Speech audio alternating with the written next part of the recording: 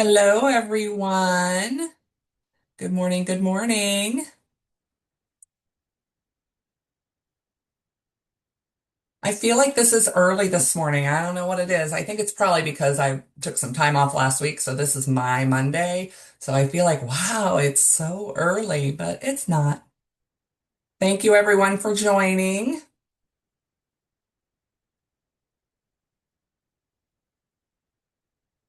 I'm going to go ahead and get started. I know that there may be some other people that are joining still, which is okay. But we definitely have a full agenda, and I always want to leave as much time as possible for you all to be able to collaborate with one another in our breakout rooms and have discussions. I know you learn a lot from one another, and that's always feedback that we get and we pay attention to. We want more collaboration time, more time with our peers. So I want to create enough space for that. So I'm going to go ahead and get started. Again, thanks for everybody coming today. We're we are excited to present this topic because I think it's very timely because many of you are probably soon going to be navigating the task of getting your cabinet strategic planning meeting up and going, planning for it, getting all the details in place. Maybe it's something you're already, doing. Maybe it hasn't even entered your mind yet, but believe it or not, summer is fast approaching. And I always feel like the end of the school year kind of speeds up while at the same time it slows down, because you can't wait for, the students to enter their summer session, but it really does speed up because there's a lot going on. There's testing, there's all kinds of things going on. So we wanted to bring this to the forefront for you. So go ahead and drop just a one word that comes to your mind in the chat about how your cabinet meetings usually feel right now. Just the first word that comes to mind. How do your cabinet meetings feel?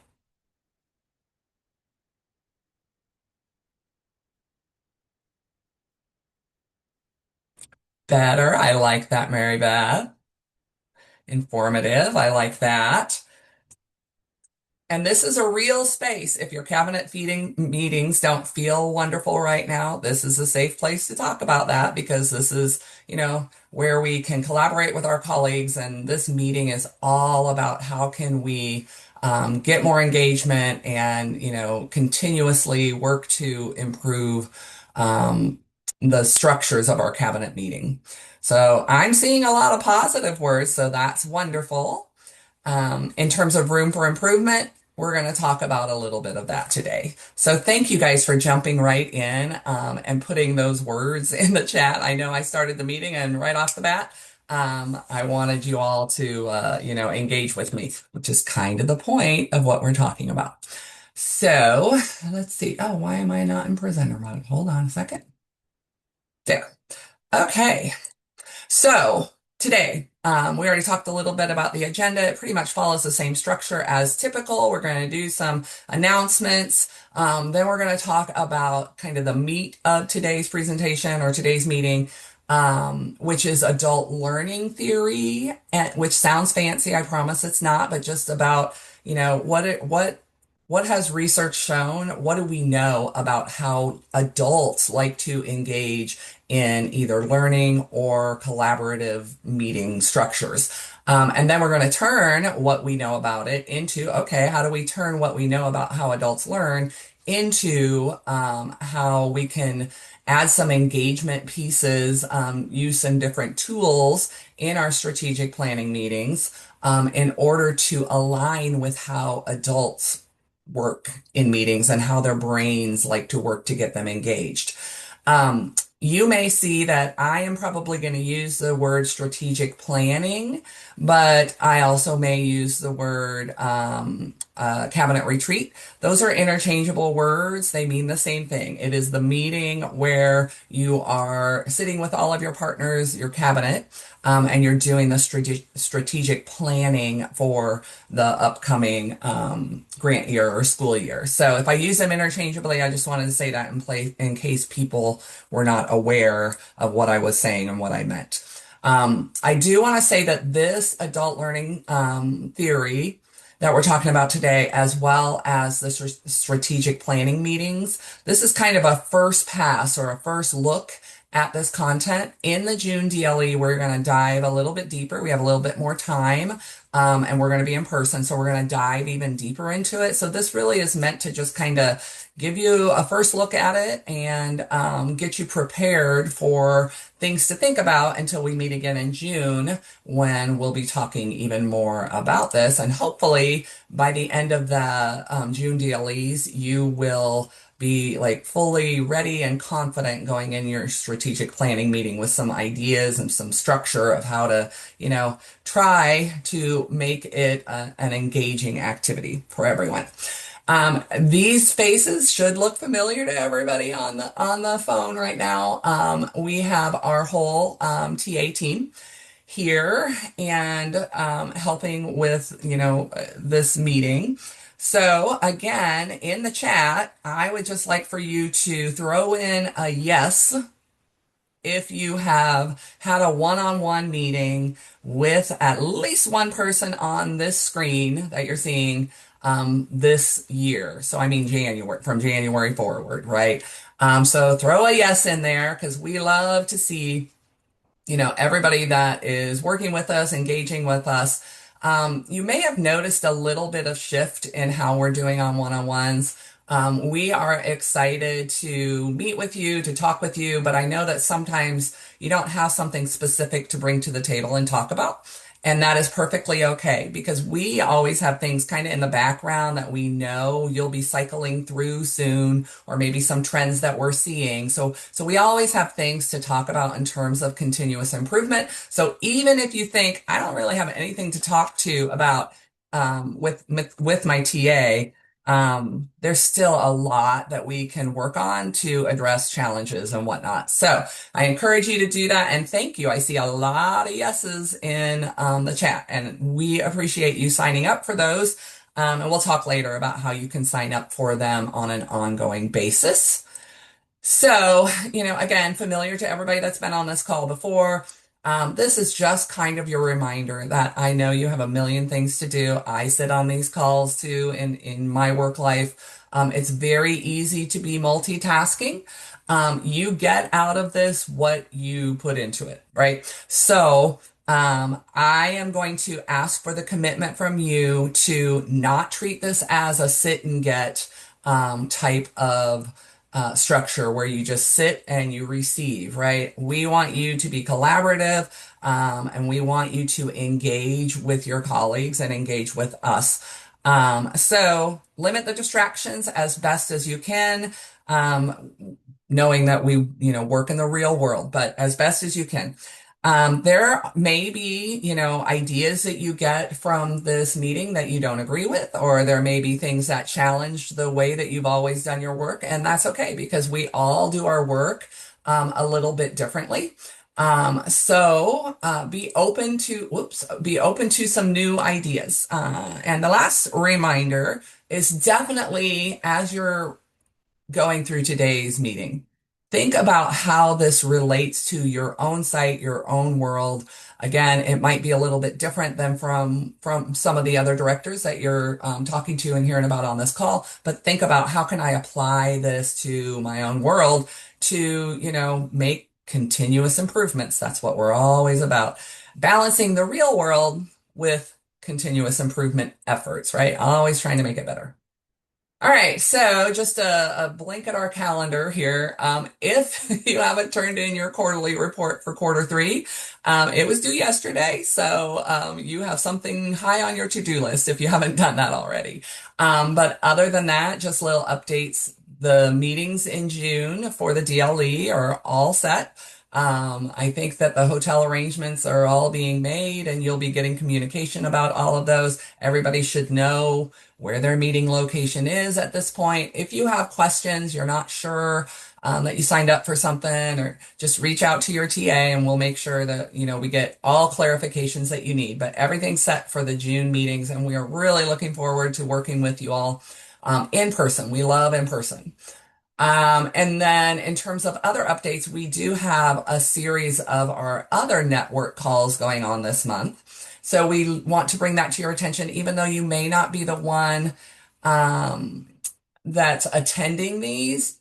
I think it's always worthy of your time to send out a reminder to your partners that these meetings are coming up. So we've got the principal and school district meeting on May 6th, the university network call on the 21st, and the healthcare network call on the 21st as well. Now, it really is to your advantage to remind your partners to attend because we are also talking about the cabinet strategic planning in those meetings with those stakeholders and talking with them about how they can be engaged, what data they can bring to the table, just kind of getting them in the right mindset for strategic planning too. So it really is to your advantage to get all your stakeholders to attend so that they are prepped and ready, and it makes your life a little bit easier for the cabinet strategic planning. And then just the last little reminder, we send out a circle back is what we call it. It's just kind of a summary of everything, gives you all the resources from the meeting today. We do send that out via MailChimp, but if you are one of those school districts where the firewall is just really sensitive and it tends to block it, we also are putting all of the circlebacks on Training Academy. Everybody should have access to Training Academy, including all of your stakeholders now have access to it if they have requested access to it, right? If you're not sure if somebody has access, again, reach out to us. We'll talk about how to get everybody access, but it is on Training Academy if you're looking for it in the future. All of the resources that we're talking about today will be there. All right.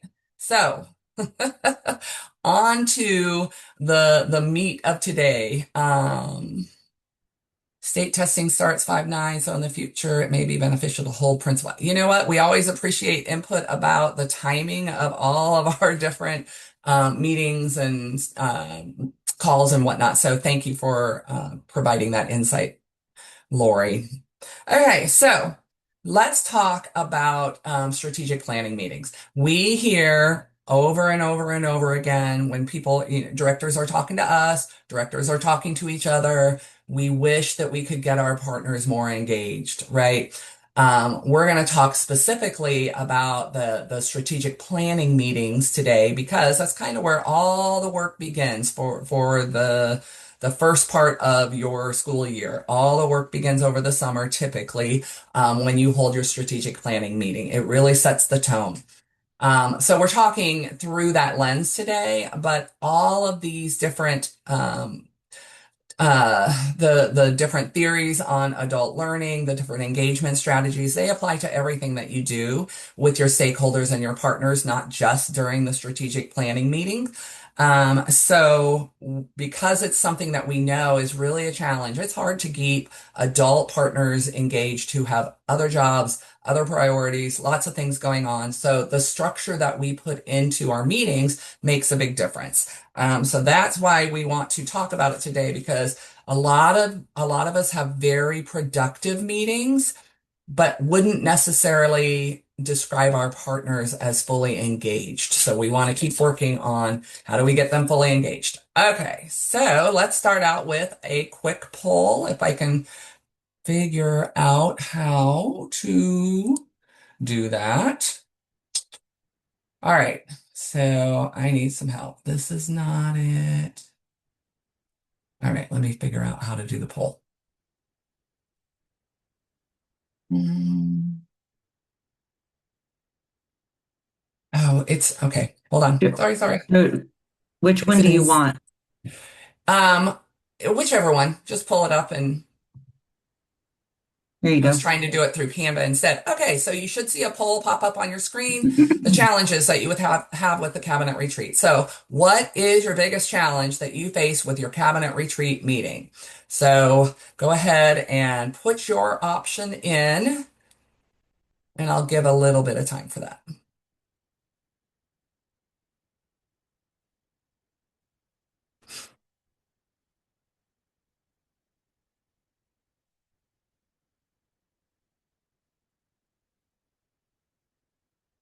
So, I'll give it a little more time because I see 15 have answered and we have 36 on this call.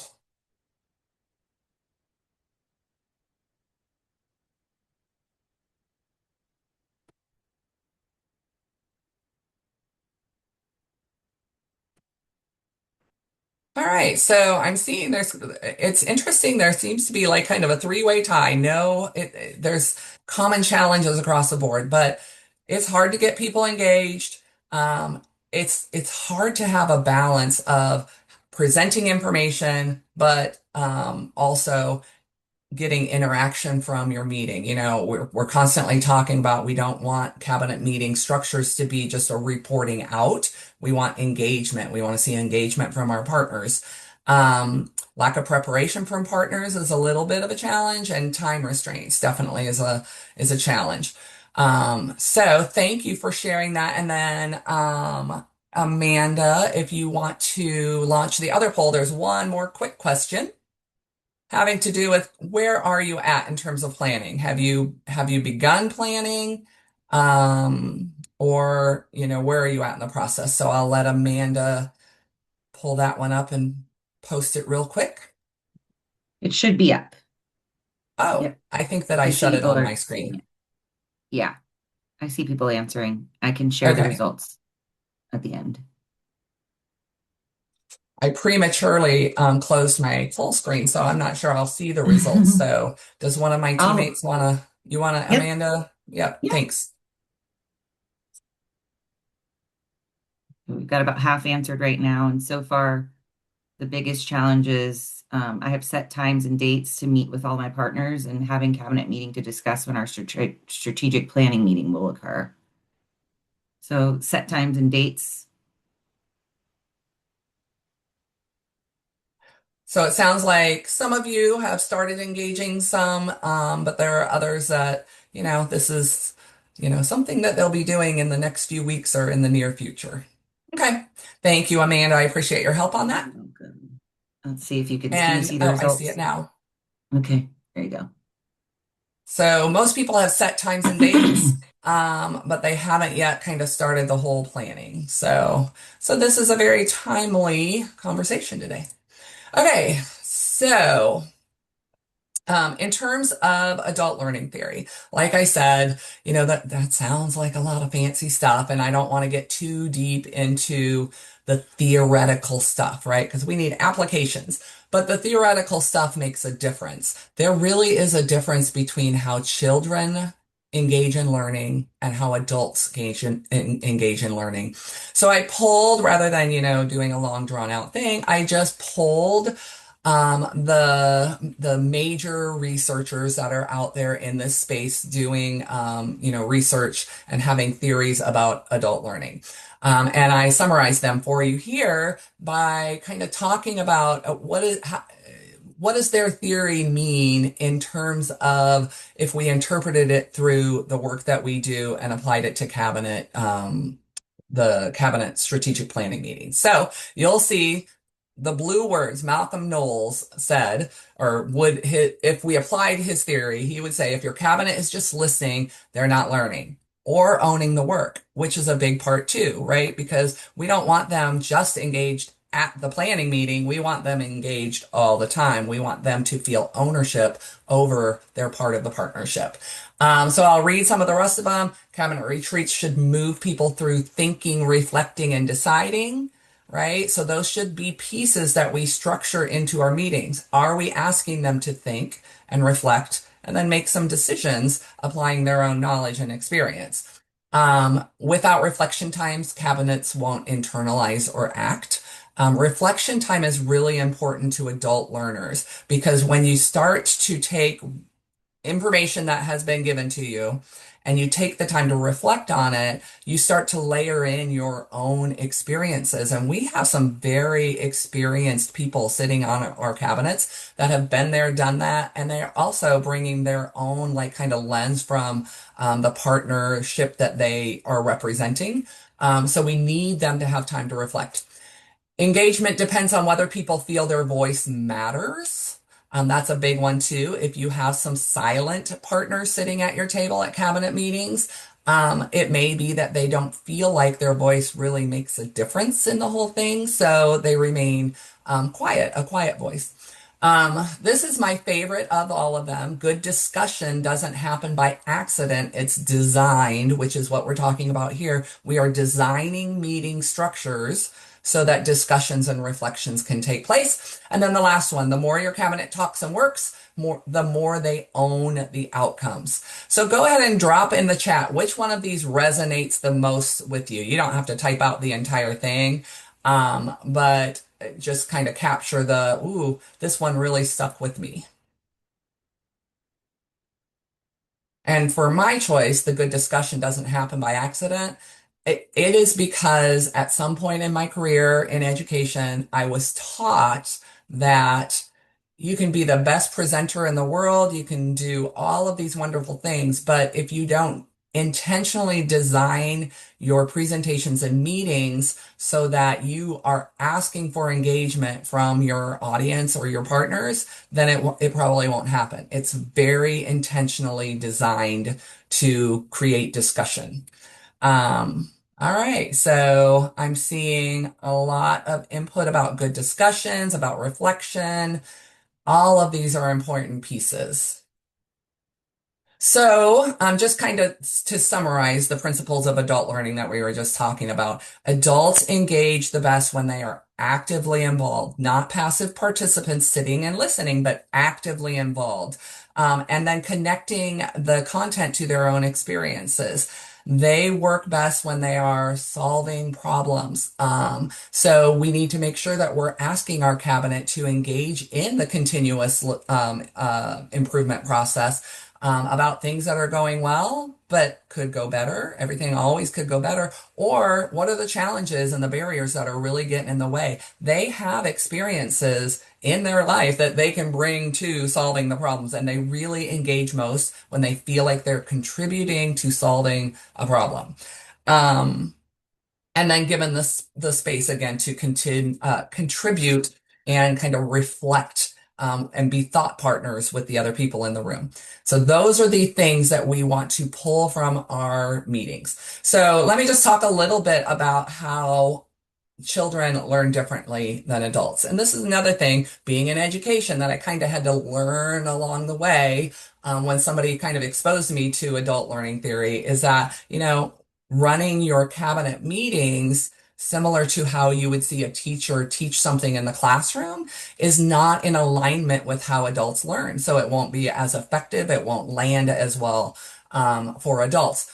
And I'm not going to go through all of these, but the big one for me is that students, children, and you'll see the progression through teaching in high schools, right? But in elementary school, it's a lot of teacher gives the content to the children. It's not as much. I mean, there is some in terms of small group work, but it's not necessarily the reflecting and bringing your own experience to it, because children don't have their own experiences like adults do. So we have to shift from like being the person that's leading the cabinet to more, I am a thought partner with you. So I may be the person that's like presenting some information, but we want to be with the cabinet as thought partners, not the only thought partner in the room.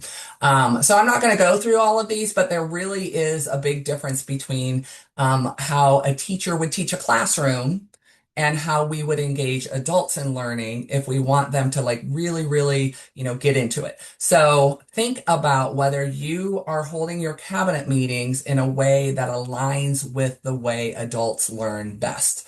And thank you, my colleagues, for answering all the questions and engaging in the chat.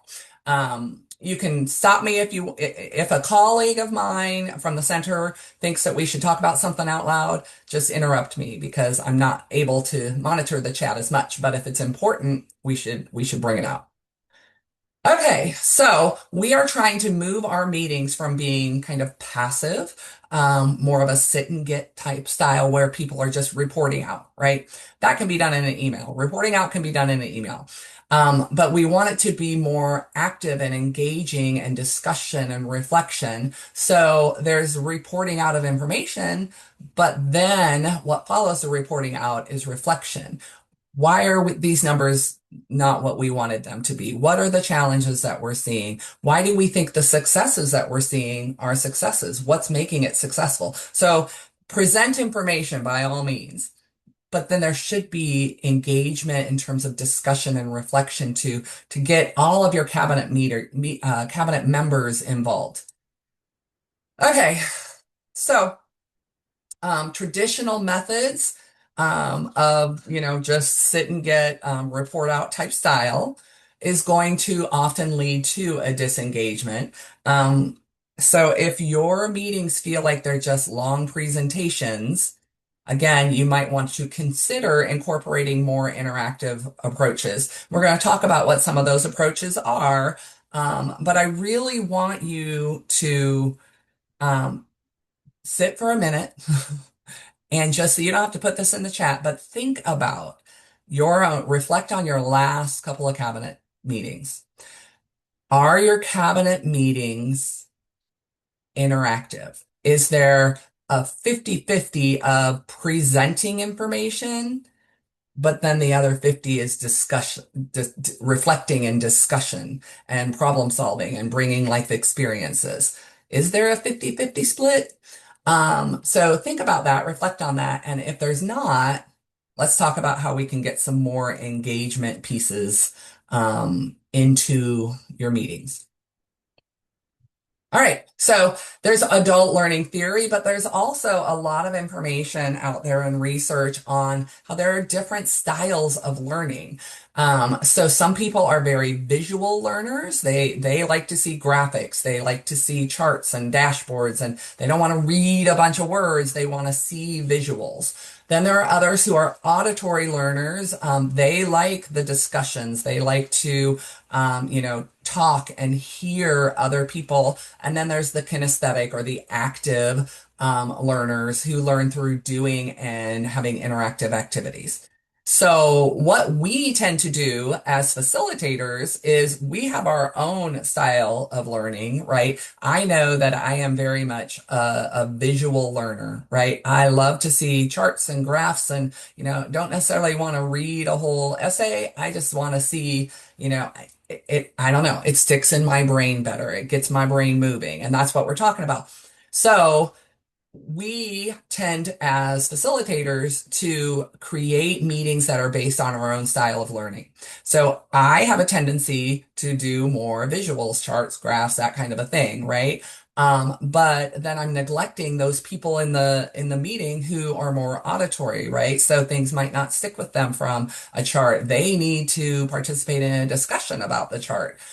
So your meetings should intentionally be designed to engage all different types of learning. So we should have some things in our meeting that are visual, some that are discussion based, and some that are more active, engaging with through interactive activities, which can be discussions, it can be gallery walks, it can be poster boards, that kind of a thing.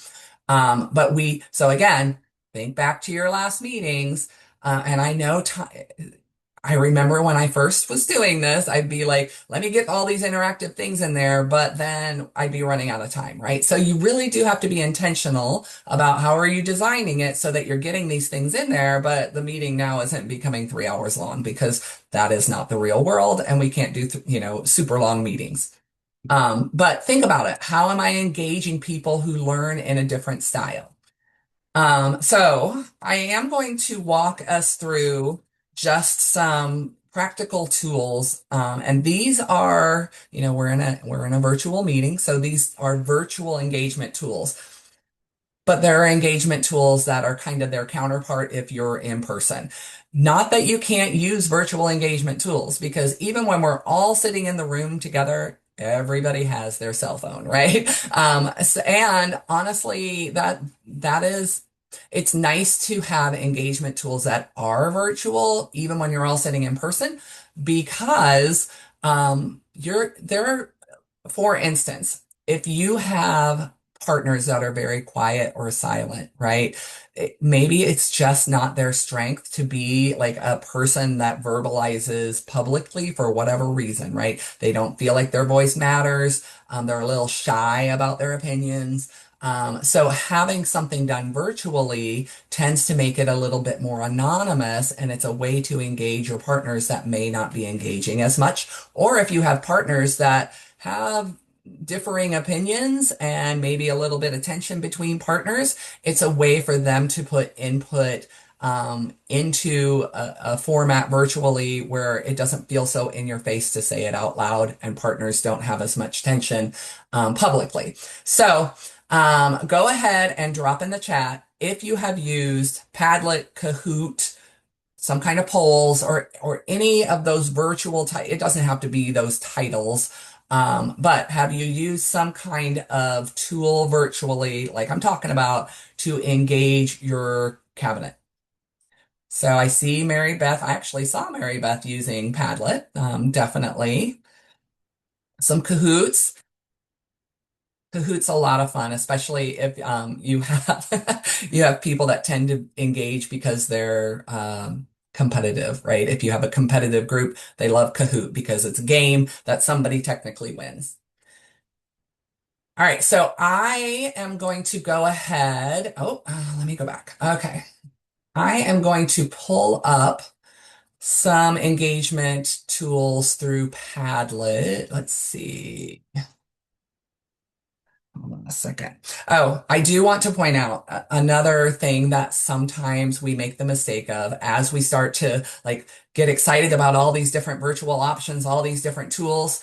Um, the purpose of the tool is the engagement, not to be like, okay, let me throw in some technology because people expect technology these days, right? You want to be intentional about why are you adding this tool in? And the purpose is to engage your partners in different ways. So don't just add technology for the sake of adding technology, because then it doesn't land as well. And again, we only have so much time. So let's see, what can I show you?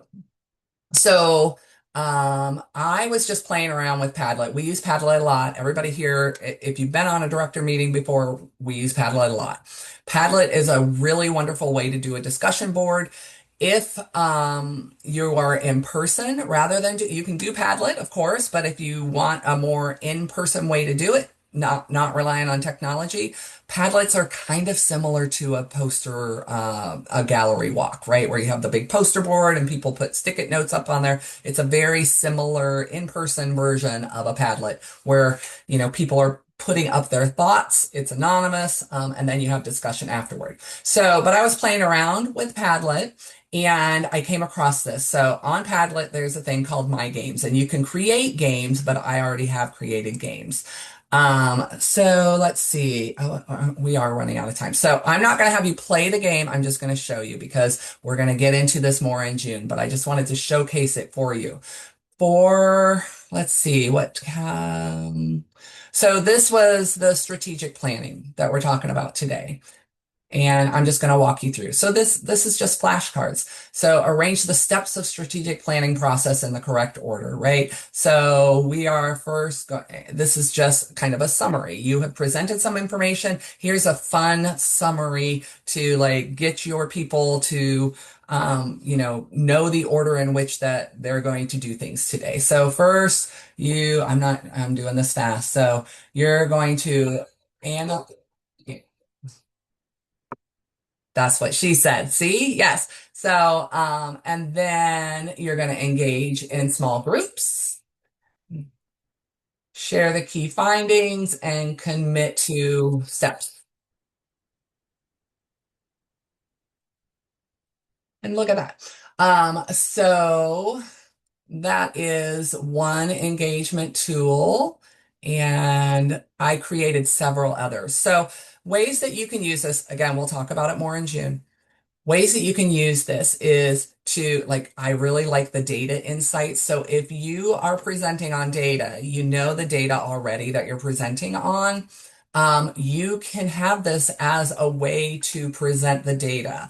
Either previewing, so before, so you're having people guess this is what I think the data will be, or you can have it after the data talks, just as a way to kind of memorialize in their brains that this is what you heard about the data, right? It's a summary of what they've already heard.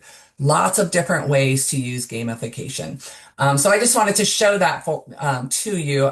We're unfortunately not going to have enough time to walk through all of it. And then, okay, so let me get back to, Jody, we have a yes, question from yes, Carissa. yes. Hey Jody, I just want to know, can you go back to that screen where you had the flashcards up where you had put the answers in the order? I want to just take a screenshot of that. Oh, wrong engagement tool. Hold on one second. School data engagement. Which one was it? Strategic Planning planning. process. Yep. And you want them done, like Yep. the completed order. Yes, So ma'am. we are first gonna analyze. Sorry about the sounds here. Um, We know you process in real time, so it's all good. Okay. And then after Got this, it. Jody, we Thank have to go you. into the breakouts. Yes, yes, we're starting to fall behind because I talk too much, which is always my challenge. So, did you get what you needed, Caressa? I did. Thank you. Awesome, awesome. And if we're going to talk more about this in June, but we have lots of ideas about how to create these things, so we can walk you through that. Your TA, if you spend some time with them. Okay, so let's move into the breakout room. So what's going to happen? Is that we're automatically assigning you to breakout rooms. So something's going to pop up on your screen and you're going to be automatically moved to breakout rooms where we are going to use Padlet as a way to kind of have a discussion, kind of modeling what we were just talking about. So Amanda, do you want to go ahead? We're going to have 12 minutes in the breakout room, so plenty of time to talk. Then we'll come back together, and have a whole group discussion. Okay, the rooms are open.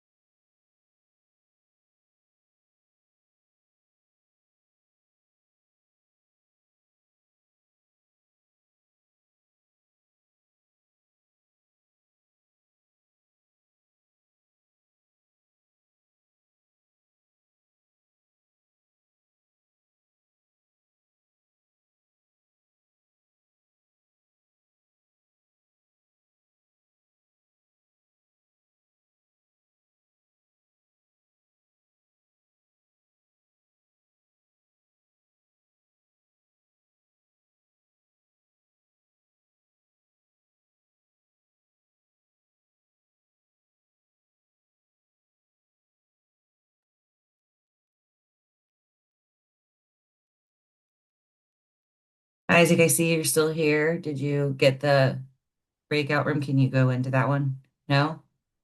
Hold on. Okay, I'm gonna see if I can. All right. What about now?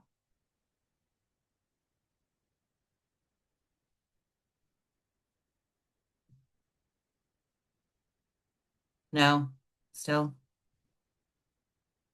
Okay, good.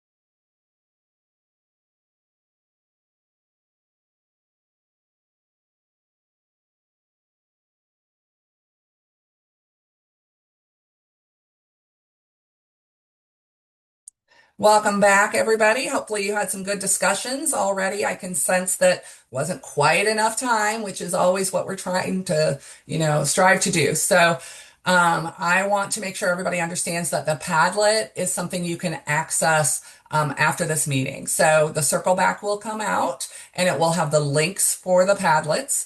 If you were in breakout one, you didn't even see breakout two's Padlets, right? There were different questions and vice versa. So you may want to go back after this meeting and click on the links for breakout one, Padlet, breakout two, Padlet, and just see what your colleagues are saying about the things that they're doing to get ready for a good strategic planning meeting. Okay.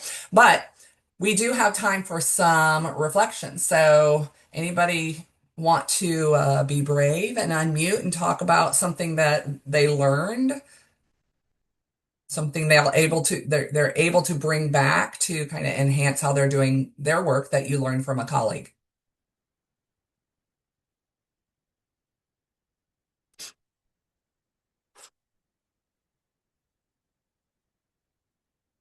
Someone be brave. Since nobody want to be brave, I'll kick it off. Dr. Lori, I saw you come off mute, so I can hold tight if you need me to and let you go ahead and take it.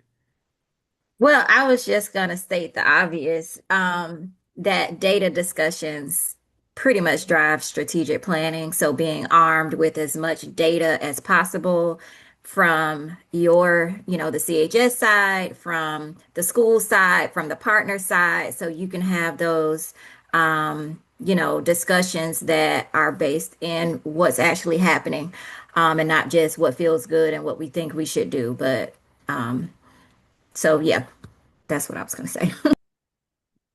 Hi, Beth and Cheryl here. We just love this format and feel like this information is very valuable, and hope that we have more meetings like this where they're very informative and things that we can take back and implement. We have moved from presenting our data in the meeting to giving that to our board members in at least a week or 2 weeks in advance, and then a reminder, and have found that our discussions have been much more robust. Yep. Want to say anything? Yep. Okay. Beth covered it. Thank you. Thank you guys for being brave enough to open the conversation. I am just curious, and maybe you can put this in the chat, but I'm curious how many of you are sending data out in advance so all of the partners and members have time to kind of digest and sift through it. So I see some hands raised. There are people that are doing that. Thumbs up. That's another thing to consider. Again, everybody kind of runs their cabinet in a unique way. But in terms of adult learning theory that we were just talking about, the information that you can send out that's more like, I could have read this, allows more time in the meeting to actually talk about it and have a discussion about it. You still probably, not everybody's going to prepare in advance. Not everybody. Some people are going to come to the meeting. They haven't read anything. But you might be able to shorten the time about like how to present the information if you've sent it out to partners in advance. And I think that I see, Justine, do you have your hand up? I was just gonna say, similar thing. What can we put in an email or an agenda and send out? We discussed that as well, because especially with the principals, especially around this time frame of testing, we want to consider their time. So how can we meet them where they're at? And a lot of our directors were meeting them in the parking lot, but they had the system of going over the logistical stuff prior to their strategic planning meeting to be sent out, or formality of how it works. Sometimes even a text, maybe not a verbal communication, is easier to just check in with their principals. So I just wanted to emphasize that. Thank you. And Javaris. Yeah, so real quick before we get off, I want to like bring it home if I can. Tanika brought up a very good point in the first breakout, really that prioritizing, but the dancing of the relationship. And so for the good of the group, I believe like healthcare data is one of the hardest ones to really kind of get and then really like process. So for somebody want to come off mute or kind of explain like how do you build that relationship with your healthcare partner to be able to get the data to use it in strategic planning, but furthermore to support the school as you go along during that particular school year? Uh, I think I can kind of talk to that, and that's a great question because a lot of times with our health partners, sometimes they have to see the benefit of the why, and many times I can speak for this. I'm at an elementary school, so sometimes it's easier to show the direct effect in maybe a high school because you're going to see that immediate response. But sometimes at elementary, they have to kind of wait and see because the children are getting older. As they get older, you see the progress. But I would say this, being able to triangulate the data and being able to show that, okay, the help that they are giving the community really starts with the children. And sometimes that's a hard thing for, especially like I would say our health partners to see. The healthier the community is, or even so, the more that the community sees you as a resource, it benefits the health partner because as they're seeing you as a resource more than just a bill, they're more apt to buy into the services that you're giving. So for me, that's just my answer is being able to get them to understand that the more the community sees you as a resource versus just another person asking for their money, it helps them out. Yeah, appreciate that, Riley. I think it's very valid, right? And what I heard you say is really showcasing the value. And then I would venture to say that it encourages and motivates the healthcare partner to be able to like showcase that as well, right? And being able to get that data to you because they see the return on investment. Oscar, I see you got your hand up. For us, we did something a little different. Since we are a new school for CPS, what I did was have the administration go to the PDIs and the CPS Day at the Capitol. And I did that last year for our VP or assistant or AP. And then this year I had my principal go, and that really lit a fire under him to really showcase what other schools are doing versus what we're doing, right? So he's like, we've had our wellness partner here for 3 years, and we have a nurse practitioner here, not just a nurse, but a nurse practitioner here, and we're not even doing half of the stuff that other schools are doing. 50% of us are visual learners, right? So it doesn't matter how many times you show the data and stuff like that. There are people that are just not going to get it. But if they go to another school and they see it for themselves, that really lights a fire under them, and that was worked out for us. And then the other thing is that we've also not just brought the wellness partner, but also brought the Children's Trust, which is the one that pays, it's their funder, right?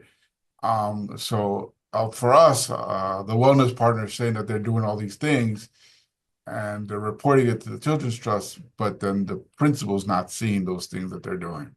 So we're having those hard conversations to have not only the stick, but also the carrot, the funder and also the provider as well, so that they align, because a lot of times they're misaligned and they're not being 100% with what the funder is providing. So that's really providing us, because a lot of times we say that we have the carrot, but we don't have the stick, right?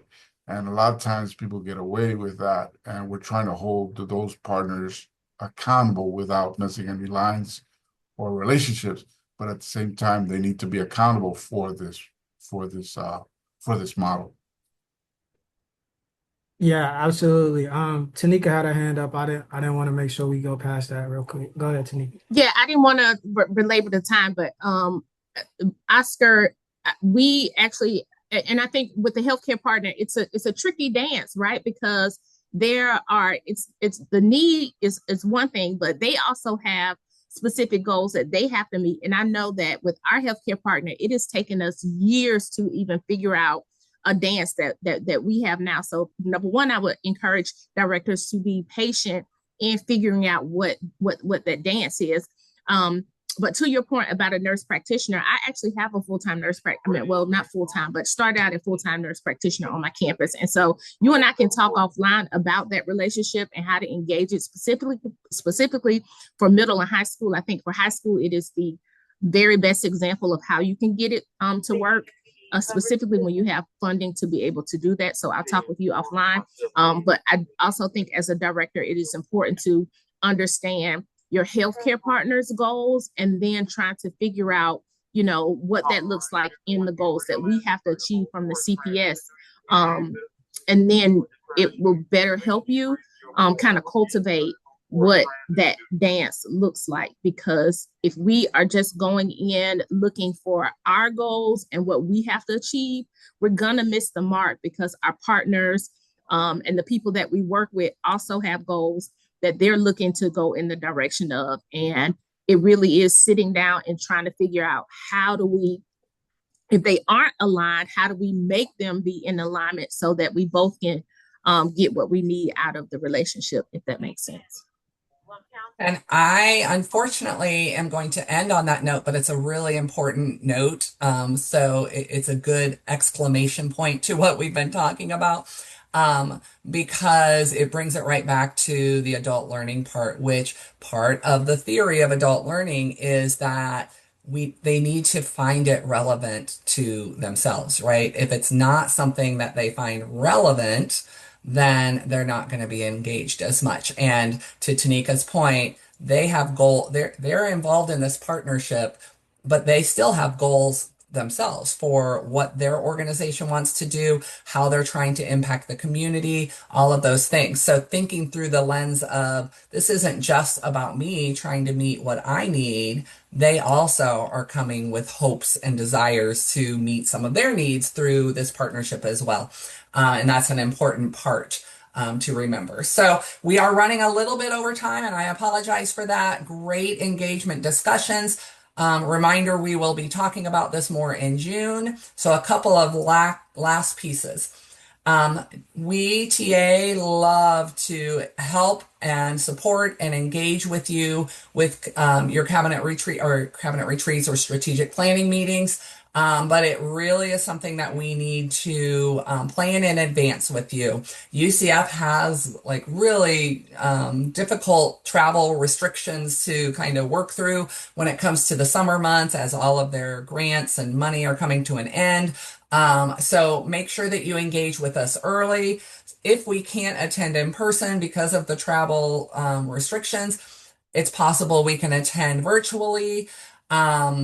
Even if we don't attend, we can help you with the planning process in advance. So engage with us early if you want some support from us, so that we can have time to, have some upfront planning meetings with you as well. And then the last thing is, please, we really do pay attention to your feedback, and we try to design our meetings and our content based on kind of your burning questions and what you want to know. So complete the survey, give us your feedback, what you like, what you don't like. That's all right, because we're continuously trying to improve as well.